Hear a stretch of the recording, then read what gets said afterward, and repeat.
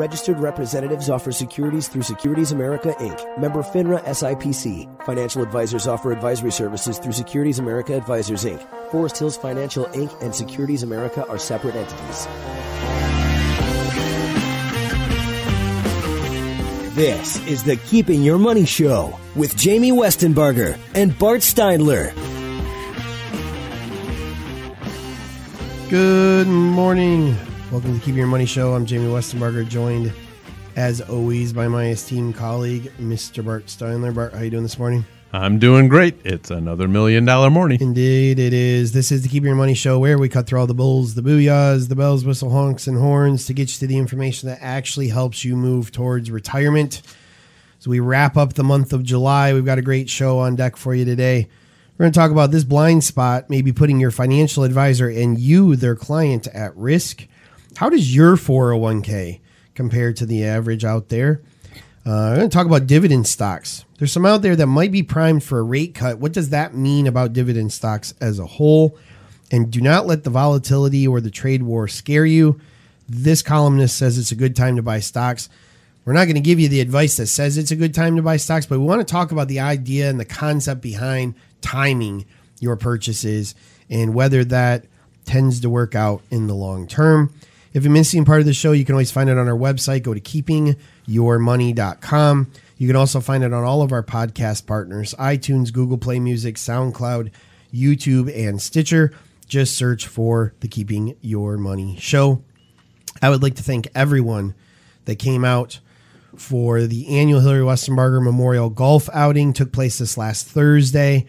We had an amazing turnout, raised a ton of money for two awesome organizations, both Kids Food Basket and I Understand. Thanks to all of our sponsors, everyone that came out. Todd Wenzel donated a car. They got it back because no one won. but it's just a really, really good time. I was supposed to return that? That's why he keeps calling me. Yeah. But we did. We had an awesome time. I want to thank everyone for coming out and participating. Raised a lot of money. If you want to see pictures of that, I'm sure they'll be up on our website here in another week or so. Just go to keepingyourmoney.com/golf. I would assume will probably be where there'll be some photos. And keep us in mind next year. We'd love to have you out. Maybe a little bit of a tweak to what we do next year. Trying to get some more people involved. So pay attention and stay tuned to that. You can, of course, always find out information on that as well as stuff involving the show by following us on Facebook. Just go to facebook.com/keepingyourmoney. So, Bart, a lot of times people worry about their security. We hear about, Equifax just settled the other day for the data breach they had. We hear about data breaches all the time. Sometimes people are their own worst enemy. We talked last week about being at McDonald's on the Wi-Fi and typing in your passwords and stuff. I mean, you can sometimes cause your own problems. But one place a lot of times maybe we don't think about that the SEC and state regulators are starting to really pay attention to is, what is the cybersecurity like for your financial advisor? Many times financial advisors, if they're independent or they're running a small office, they may be 100% kind of in charge or responsible for what kind of security they provide. And some of the minimums that are required are really very minimum. And it may surprise you that your data might not be as protected as you think it is. Yeah, and you say that could be a problem with smaller companies. It can also be a problem with larger companies where you have so many layers of management that it kind of gets, fallen between the cracks, so to speak. Used to work at a nationally known company, and I was always quite amazed at how lax the, security was on the personal information.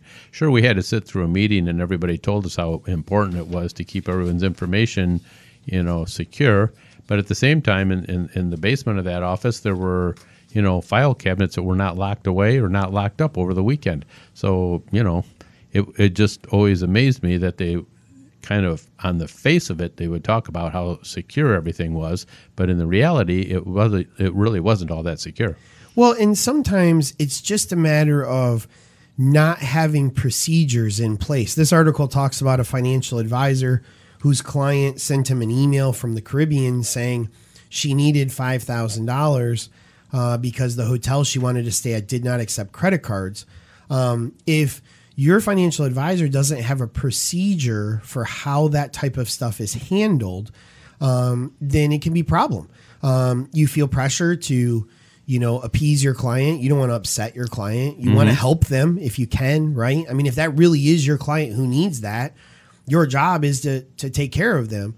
But how do you verify that that's the case? Well, this advisor had a procedure in place and said, I have to talk to you. Call me collect if you have to. I'll accept the charges, but I have to be able to talk to you. I can't accept an email. There have been a number of stories where wire transfers have been requested by email, and less savvy financial firms and financial advisors have executed those transfers only to find out later that was not the client. And how this, you can say, well, how would, your client's on vacation. How would anyone else know that? Very easily. They hack into email. They hack into calendars. They look at Facebook. They look at Facebook. They find out all kinds of information that you would think, well, of course that's my client. No one else knows that, she's at, in the Bahamas right now, but that's not true. A lot of times we put more information about ourselves out there to the world than we really think through, and that can make it very easy for you to be a victim of this. So the real question is, what do you do? And the first thing you do is find out what the procedure at your financial institution and advisor's office is. How are they protecting your data? Do they have a managed IT platform? Are they making sure all computers connected to that are regularly updated and serviced? Are they having someone watch for cyber attacks and that type of thing? There's a commercial on TV right now that's kind of funny. I'm not going to name the companies because I don't want to get into whether one of them is correct or not. But there's this family standing outside, and the daughter says, yeah, not only do we live with XYZ company, but they protect our network as well. And there's all these hackers sitting in their front yard. Yeah. And they're like, did you figure out the mother's maiden name? And they go inside, and there's kind of this overweight guy eating a bowl of cereal, and he's XYZ company. And they're like, hey, XYZ, did you see all these hackers in the yard? And he's like, yeah, don't worry about them. They're just trying to hack your network.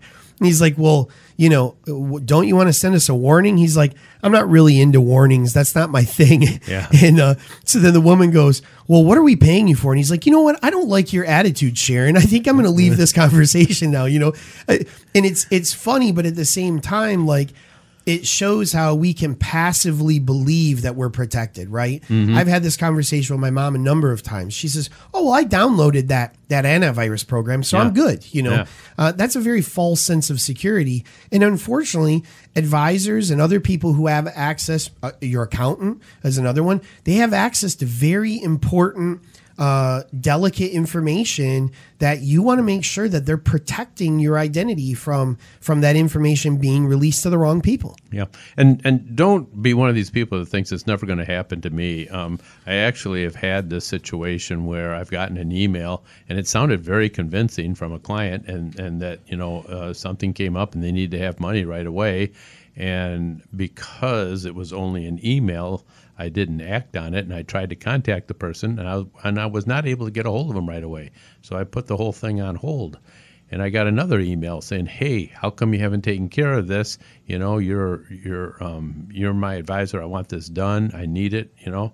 And call me. I call him, no answer. Finally get a hold of him. It turns out the whole thing was a hoax. So it was great that I didn't act on it. But that was because there is a procedure in place that we don't release money until we actually talk to somebody. Right. You mentioned another thing about, about Facebook and being on vacation and so forth. Here's an idea for you folks. If you want to post your vacation photos on Facebook, wait till you get back home. Right. You're just putting a thing out there on the internet saying, hey, I'm not home. Yeah. I mean, you really are. You're waving a giant flag that says no one is in my house right now. Yeah. And a lot of people do not have their Facebook locked down, which means anybody can see it. And a lot of people have thousands of friends. I mean, I don't know thousands of people. So if you have thousands of friends, there's a good chance a lot of those people you don't know very well, you probably shouldn't tell them you're not home. Right. So one of the things, too, that they highlighted that the SEC is really looking into is, are these procedures written? Are these procedures known to the people that work for the company. You could have an advisor who is very well educated on these procedures, very well knowledgeable, knows exactly what's supposed to be done, hires an assistant who's not trained well, who doesn't want to mess up, gets an email from an important client, you the important client, that says, wire $10,000, advisor's out of the office, assistant feels pressure to make sure that this client they know is very important is well taken care of. If that assistant hasn't been educated on the procedure, they very well could do something the advisor themselves would know not to do. So, making sure that there are written procedures in place, that everyone is educated on them, trained on them, even tested on them. We have a procedure in our office where our compliance department regularly sends fake emails to various members of our organization to see if they will click on the link. If they do click on the link, they get a lot of more training on why you should not click on that link. It's a great way to make sure that not only is the education there, but the follow through and the implementation of that education is just as important. And then just basic boring security. You talk about unlocked file cabinets. Are the doors alarmed? Are the alarms monitored? We have a video camera on our doors that when no one's here, it sends out a message to Bart and I that says, hey, somebody just walked through the front door. If it's Sunday at 2:00, I want to know who just walked through my front door, So, even just stuff like that. The technology is out there to provide the protection. You should demand the people that have access to your information are protecting that information because that's part of their job as well. That's right. So if you have any questions or maybe you're looking for a second opinion on what you're doing with your financial situation, by all means, you're welcome to give us a call anytime. Our toll-free number is 888-98-MONEY. That's 888-986-6639, or feel free to give us an email, info, that's info at keepingyourmoney.com. We do respond to those emails personally. All right, coming up, how does your 401k compare to the average 401k plan out there? Right here on the Keeping Your Money Show.